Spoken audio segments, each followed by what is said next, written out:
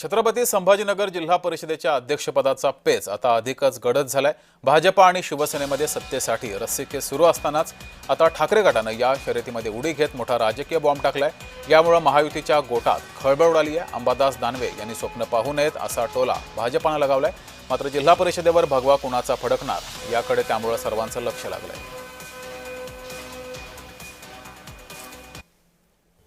तुला नेन मला नेन दुसऱ्याला ते अशा प्रकारची स्थिती सुद्धा होऊ शकते।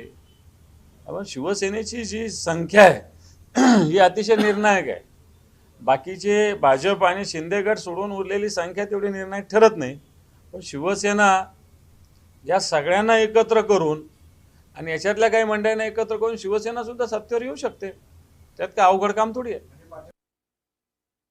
एखाद्या याच्यात गळ टाकून बसण्यासारखे ते रिकामे बसलेले आणि त्याच्यामुळं त्यांच्याकडे कोणीच जाईना, कारण उरलंच काही नाही ना, ध्येय उरलं नाही, विचार उरला नाही, कोणती भूमिका राहिली ठाम नाहीये। आणि त्यामुळं आता संपलेल्या विषयात वाट पाहत बसणंच काम आहे त्यांचं। त्यांच्याकडे कोणी जाणार नाही आणि काही हे नाही। त्यांनी जे मुंगीरीलालच्या हसीन स्वप्ने रंगवण्याचं काम करावं। निश्चित कोणीच जाणार नाही त्यांच्याकडे।